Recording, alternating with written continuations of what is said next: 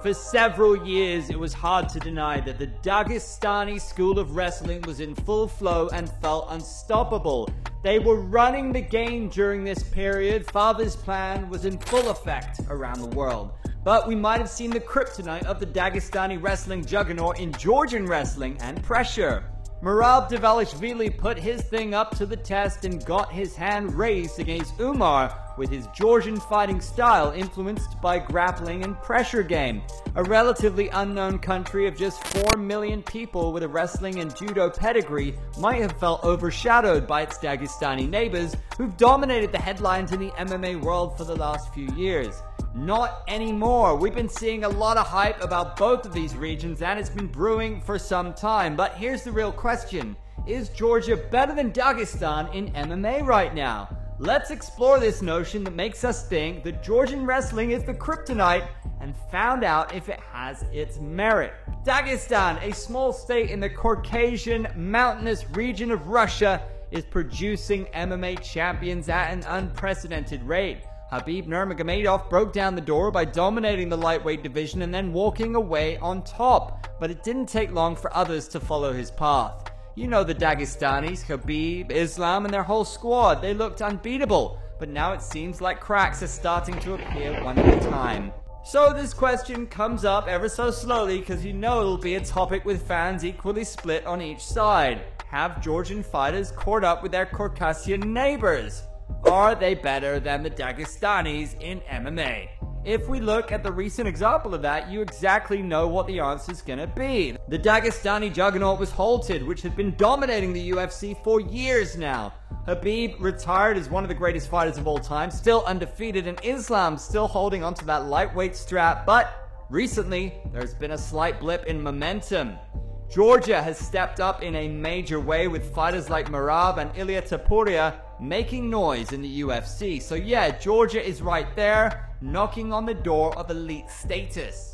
But to say they're outright better than Dagestan? Not so fast. Let's be honest, Dagestan still has an edge when it comes to having a long legacy of elite fighters, but Georgia? They're on the rise. They've got some serious talent coming through the ranks.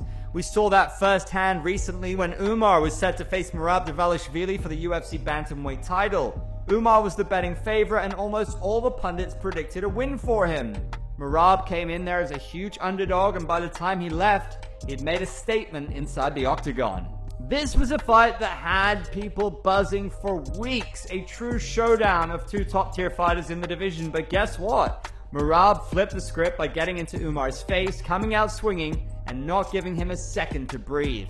But let's be real, Umar is no slouch. It's not often that a Dagestani fighter gets tripped up, and it's even rarer to see him lose like this. For years, Umar was being built up as the next big thing to come out of the Khabib clan.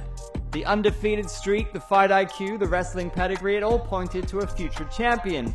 But it wasn't good enough on the day as Merab's insane cardio, unbreakable pace, and relentless pressure shut down Umar's game, especially after the third round, and that's not something we've seen often against a Dagestani at the highest level. And by the end of it, Merab was walking away with the win, securing his spot at the top of the game in the bantamweight division. That win was huge for Georgia. It wasn't just a victory, it was a breath of fresh air. You could feel the energy shift. Suddenly, we can't overlook these Georgians who are becoming a global threat, and now people are starting to ask, is Georgian MMA better than Dagestani?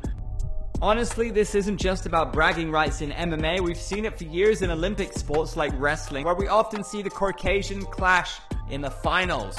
Both nations have been producing some of the world's finest wrestlers for decades, so it's no surprise that this rivalry is carrying over into MMA. It's like an ongoing battle for supremacy, and right now, Georgia is starting to close the gap. Now, let's talk about one of the most talked about things from that fight, a Dagestani losing his undefeated record. Yeah, Umar lost that prestigious O. A proud owner of that undefeated record now has to contend with his 18-1 record. Losing early can sometimes be a blessing as long as you learn from it. Just look at what Charles Oliveira did. And who could forget the brutal knockout loss Islam had? Look at him now. He's the pound-for-pound #1 in the game. Umar is a student of the game. Hopefully, he'll come back stronger, for sure. Now that we've mentioned Islam, let's talk about Ilia Topuria. Who could forget Ilya doing big business in the featherweight division? This guy's the real deal. He's been on a tear in the UFC, and people are already starting to talk about him as a potential contender for Islam Makhachev's lightweight belt. Ilya's striking is top-notch, and he's got that Georgian wrestling background to back it up. If you haven't watched his last couple of fights, you're seriously missing out. He knocked out two of the front-runners for the featherweight GOAT status. This Georgian-Dagestani clash will be a tasty treat for the fans. Two raging bulls colliding at their prime. Isn't this what we all want to see? Could he be the one to dethrone Islam? Maybe. If he can take the fight to Islam, control the distance, and land those shots, just like what his fellow Georgian Merab did to Umar, we could be looking at another upset. All of this leads us to the question, is 2025 the year Georgian MMA takes over the sport? First of all, let's acknowledge the fact that 2024 was the year of Georgian MMA. We had seen their rise, and 2024 was the year we saw them establish themselves and take firm hold of the sport. And now Merab and Ilya are defending their titles against the toughest contenders. They're leading a wave of young, hungry Georgian fighters waiting for their chance to shine. Georgia's future in MMA is looking very bright, and I wouldn't be surprised if they take over the sport in the next couple of years. Alright, let's talk about one more thing before we wrap up. Merab Dvalishvili has a dominant wrestling game, known predominantly for his pressure and grappling prowess. But wasn't wrestling supposed to be boring? We've seen people boo and jeer Kamaru Usman and Belal Muhammad for their constant takedowns in the past. Well, in the case of Belal, he's become the center point of the hate because of his predominant wrestling game. We all know wrestling has always been looked down upon by the masses as fans look for a slugfest. But Merab, without a doubt, is one of the most entertaining wrestlers in MMA. He's got a humble personality, but when the cage door closes, he's a showman, and he's constantly pushing the limits of what's possible. Beyond his skills, his personality has started to shine through. His Instagram game is next level, he's a showboater, he's daring, and honestly, he's got some of the best hype in the game right now. We've seen the crazy stunts that he pulls off, we've seen him do some cringe stuff, we've seen him wrestle ordinary men on the beaches, and then we see him challenging anyone who dares to trash him unnecessarily. Remember, he dove headfirst into a frozen lake, which left him like this. Crazy, right? He might not be a typical trash talker, but Merab's swagger is undeniable, and guess what? That kind of energy, it draws fans in. He's the most fun wrestler to watch in MMA right now. Finally, I won't say that Georgian wrestling is the best, or will be the Dagestani's kryptonite, but one thing's for sure. The Georgians are making waves in the game and are ready to take on anyone who dares step in front of them. So what does the future hold for Georgian MMA? If you ask me, it looks pretty damn bright. We've already seen how dangerous they can be with Merab's title run, Ilya's rise, and the whole wave of Georgian talent coming out of the country. It's only a matter of time before the world watches a Georgian fighter in every division staking claim at the top of the UFC. Georgian MMA is going all the way up from here.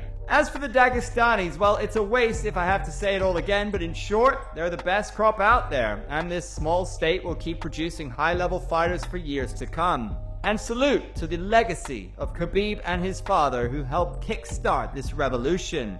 As for the future, they'll be back with a vengeance for the fallen brother, but for now, Georgia is on the map, and they're at the top, enjoying the fruits of their labor.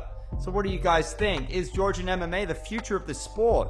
Has Dagestani MMA been found out? How will they bounce back from this tough period? Drop your thoughts in the comments below, and don't forget to like, subscribe, and ring that bell. Fight fans, before you go, check out the video on the left where we explore the sad reality behind PFL's inability to compete with the UFC.